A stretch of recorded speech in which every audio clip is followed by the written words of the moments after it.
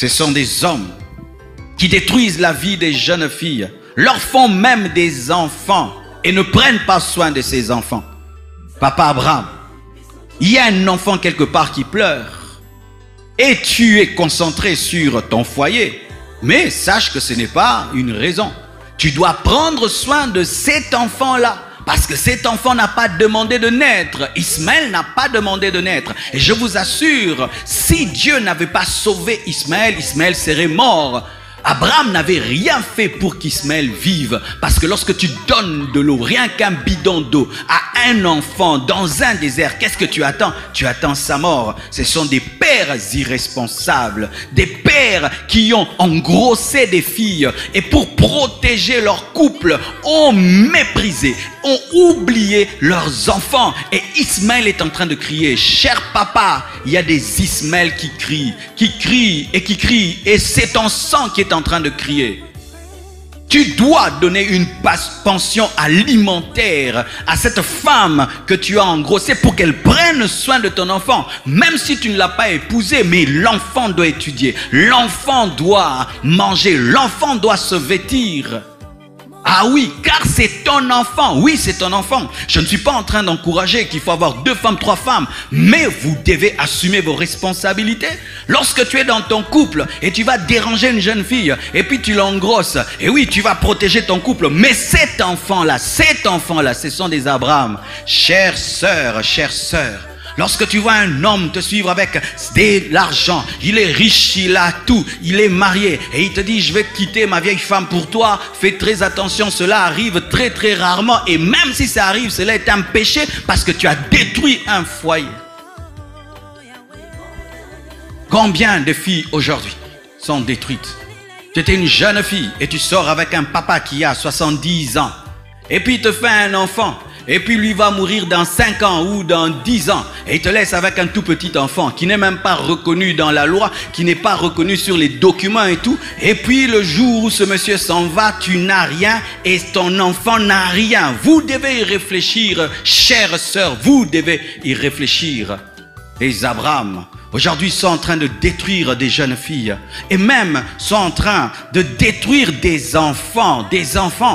Parce que lorsque tu prends soin des enfants que tu as eus dans ton mariage légal et tu ne prends pas soin des enfants que tu as eus en dehors, tu es un mauvais père. Tu es un mauvais père. Dans certains cas, ta femme peut accepter, te pardonner, mais tu prends cet enfant et il vient vivre avec tes enfants légitimes et tu l'élèves et tu en prends soin. Et certains deviennent des grands serviteurs de Dieu. Mais si ton épouse refuse que cet enfant vienne vivre avec les siens, il faudrait que tu en prennes soin. Tu dois en prendre soin parce que c'est ton sang. Et c'est un innocent. Tu dois le faire.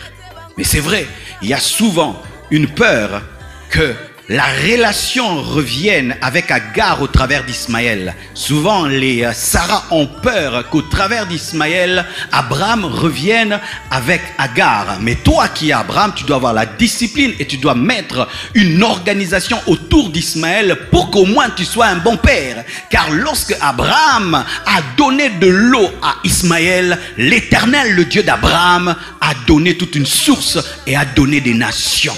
Dieu était plus responsable qu'Abraham. Abraham était un homme riche. Il pouvait faire plus que cela. Dieu lui a dit, c'est vrai, de séparer Isaac d'avec Ismaël. Mais Dieu ne lui a pas dit de tuer Ismaël. Dieu ne lui a pas dit de le tuer de faim. Ça, c'était l'irresponsabilité d'Abraham. Et il y a beaucoup d'Abraham irresponsables. Tu as 3 enfants dans ta maison, mais tu as 4 enfants en dehors de la maison. Ces enfants meurent de faim. Ces enfants n'étudient pas. Ces enfants sont même pris par des orphelinats alors que tu es vivant. Dans certains orphelinats, il y a des enfants qui ont des pères très riches. Des pères riches. Certains shégés que nous voyons sur les rues sont des fils de riches. Mais papa, par un temps de passade, par un temps d'inadvertance, a eu un enfant quelque part et tu l'as oublié et tu l'as jeté. Au dernier jour, cet enfant criera contre toi. Le sang de cet enfant criera. Et tout ce que cet enfant est en train de devenir, Dieu te le demandera. Parce que c'est ton sang et c'est ta responsabilité. Malheureusement, il n'y a pas que des grands Abraham. Il y a aussi des jeunes garçons qui sont des Abraham. Des jeunes garçons qui sont des Abraham. Il a un enfant là, il a un enfant là, il a un enfant là, il a un enfant là. Et puis lorsqu'il se marie, il oublie tous les enfants qu'il a eu ailleurs. Non, ce sont aussi tes enfants. Ce sont aussi tes enfants. Et je t'assure, mon frère, lorsque tu deviens un homme responsable, tu vas dominer tes pulsions parce que tu sais que tu es responsable de ta sémence. Partout où tu sèmes, tu deviens responsable. Tu deviens responsable. Alors, chère sœur, lorsque tu vois un homme, papa Abraham, venir vers toi, fuis, fuis. Lorsque tu vois papa Abraham venir vers toi, par des temps de sa chair de faiblesse, parce que Sarah, c'est la faiblesse d'Abraham. Lorsque tu vois un Abraham qui passe par des moments de faiblesse et il vient vers toi pour que tu deviennes la solution passagère de son problème, ma sœur, fuis, parce qu'il détruira ta vie et il rentrera auprès de Sarah et Dieu bénira Isaac. Fais très attention, c'est toi qui as plus à perdre. Qui a plus perdu dans cette histoire? C'était Agar. Qui a plus perdu? C'était Agar. Fais très attention. Et lorsque tu vas le faire, ma sœur, tu sors avec ce papa-là. Il te laisse un bébé. Alors quand tu veux te remarier, les jeunes de ton âge refusent de t'épouser. Tu vois ça? Les jeunes de ton âge refusent de t'épouser. Et qui t'a engrossé? C'est un papa Abraham qui t'a engrossé. C'est un papa Abraham qui t'a fait un Ismaël. Et alors quand les jeunes de ton âge viennent, ils découvrent que tu as eu un enfant avec Abraham et ils ne t'épousent pas. Abraham a détruit ta vie. C'est vrai, Abraham donne beaucoup d'argent. Abraham est riche, il a des moyens, il a tout le reste. Et tu es en train de galvauder ton futur pour le présent. Il te donne des choses et tout, mais il a détruit ta vie. Et le jour où les jeunes de ton âge viendront, à cause de ce que tu as reçu d'Abraham, ta destinée s'en va loin de toi. Les Jacob, ce sont des hommes qui se marient sans amour. Oh, mes sœurs, vous devez savoir qu'il y a des hommes qui se marient sans amour. Ils ne t'aiment pas. Ils ne ressentent rien pour toi, mais ils t'épousent quand même. Souvent, vous êtes dans le romantisme. Mais des fois, un homme peut t'épouser sans amour. Certains garçons viennent me voir. Pasteur, je dois me marier parce que au boulot, on m'a dit que je dois être marié. Tu imagines ça? C'est-à-dire que la femme est une case à remplir. C'est un puzzle. Une pièce du puzzle qu'il doit avoir pour que le puzzle soit complet. Comme au boulot, on me demande une femme, il faut que je me marie. Et alors il regarde, ah, j'épouse celle. Est-ce que tu l'aimes? Non, il faut quand même je dois devenir directeur. Il est possible de se marier sans amour. Certains se marient sans amour parce qu'il a tellement entendu, il dit, ça va, j'épouse celle-ci, j'ai déjà grandi, je n'ai pas d'enfant, alors, à mon âge, il faut que j'évite un enfant, sinon, quand j'aurai 60 ans, j'aurai un enfant de 10 ans, alors je me marie maintenant, mais il cherche seulement une femme pondeuse, et il ne cherche pas une femme. Ce sont des hommes qui se marient sans amour. C'est pourquoi, ma sœur, lorsqu'un homme veut t'épouser, tu dois vraiment vérifier s'il t'aime. S'il ne t'aime pas, il sera un Jacob, car celui qui ne t'aime pas aimera un jour. Celui qui ne t'aime pas aimera toujours un jour. C'est-à-dire que son cœur est vide et son cœur peut trouver dans le mariage. Il t'a déjà épousé et c'est dans le mariage qu'il trouve maintenant Rachel. Ce sont des hommes qui se marient en aimant une autre femme. Il est en train de se marier, mais il aime une autre femme. Oui. Il y a des hommes qui se marient, mais la femme qu'il aime lui a dit non. La femme qu'il aime est inaccessible. La femme qu'il aime s'est déjà mariée et alors il se marie sans amour, mais dans son cœur, il aime toujours l'autre. Dormant avec Léa, mais pensant à Rachel, et certains même, pendant qu'ils ont des intimités avec leur épouse, sont en train de penser à Rachel. Et cher homme, quand tu fais cela, au devant de Dieu, c'est de l'adultère, c'est de l'impudicité quand tu couches avec Léa, mais tu penses à Rachel. Ce sont des hommes mariés à Léa, mais aimant Rachel. Mariée à Léa, mais aimant Rachel. Et Léa finit par le sentir. 3 fois, elle a donné des noms remplis de tristesse, d'humiliation, d'espoir de regagner le cœur du mari parce qu'elle n'était pas le choix de Jacob. Ce sont des hommes qui se marient en dehors de leurs critères. Lorsque tu épouses un homme, tu dois vérifier si tu es son critère, si tu es son choix ou si tu es un contentement.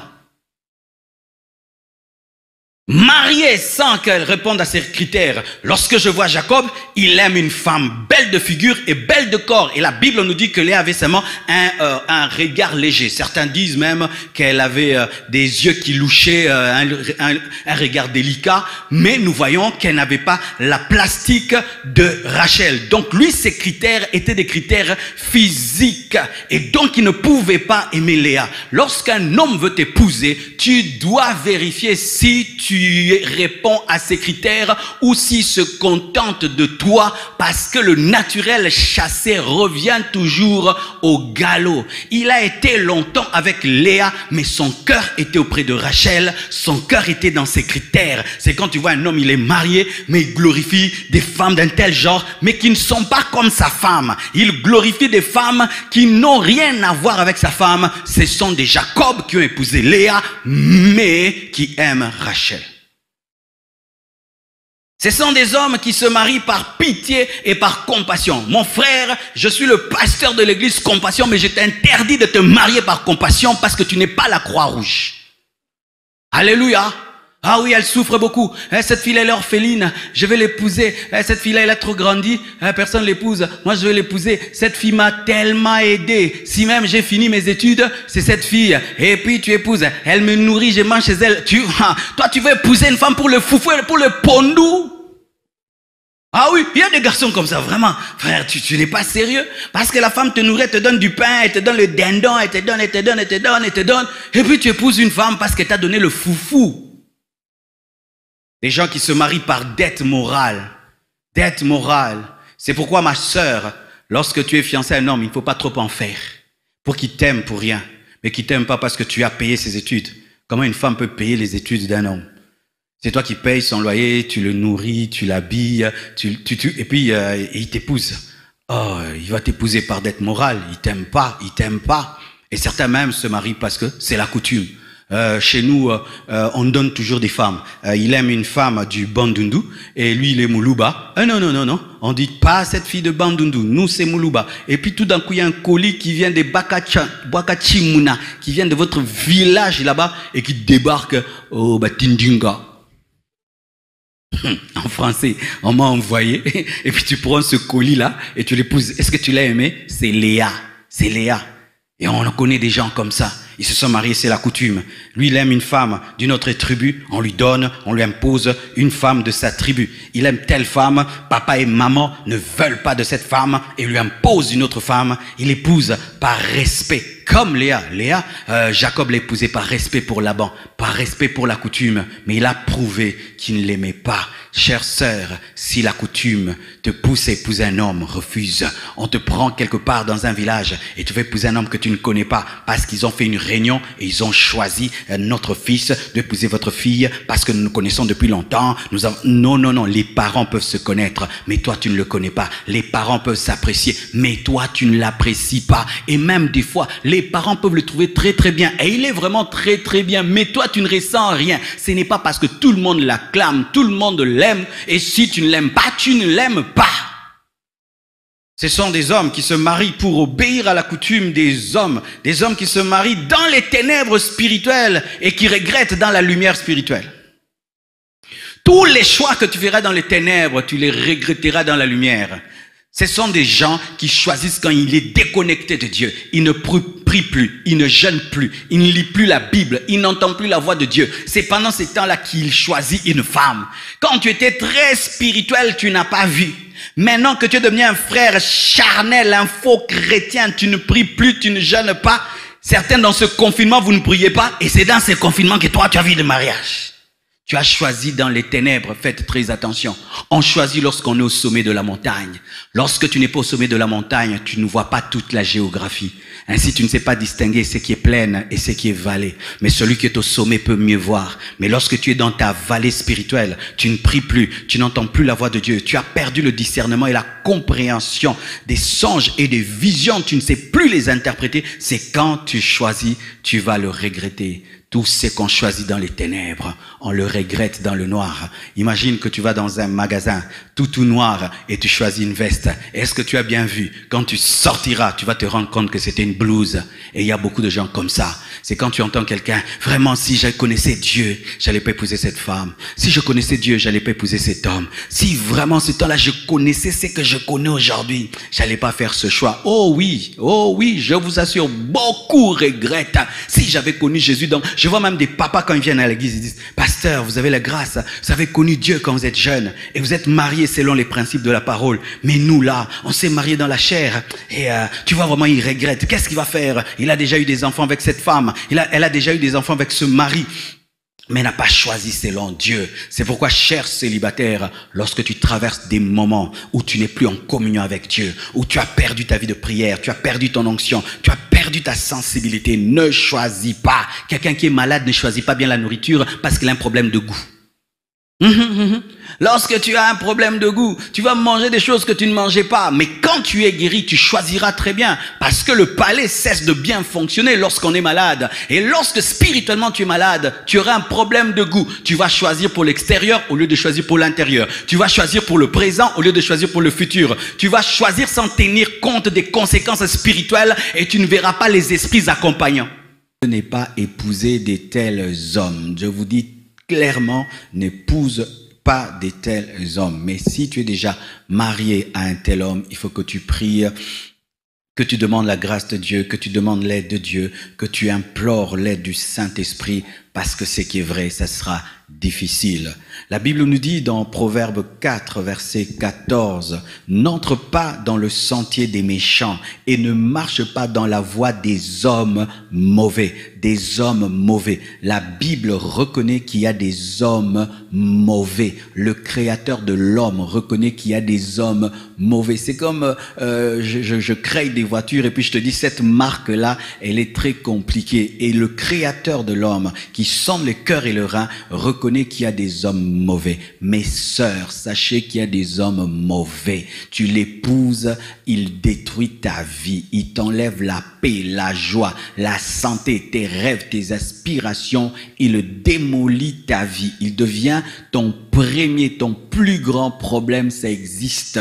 Nous connaissons des jeunes filles qui étaient célibataires et qui étaient très heureuses. Lorsque seulement elles se sont mariées à un homme, elles ont perdu leur joie, elles ont perdu leur paix, elles ont perdu leur espérance et leur vision parce qu'il y a des hommes mauvais. Mais si tu as déjà épousé un homme mauvais, tu dois prier et demander l'aide de Dieu. Les hommes mauvais sont des hommes à ne pas épouser. Ce sont des hommes qui maltraitent leur épouse. Ce sont des hommes qui maltraitent leurs enfants. Ce sont des hommes qui maltraitent leur belle famille. Ce sont des hommes difficiles à vivre. Ils sont comme des porcs-piques. Ce sont des instruments du diable dans la vie de leur femme. Car sache que ton pire ennemi, c'est ton ennemi qui est le plus proche. Et lorsque tu chasses les démons vont dans les lieux arides, mais un homme mauvais, tu ne peux le chasser dans les lieux arides. Tu dois jeûner, prier, invoquer Dieu jusqu'à ce que Dieu va le changer. C'est pourquoi ne vous précipitez pas à vous marier.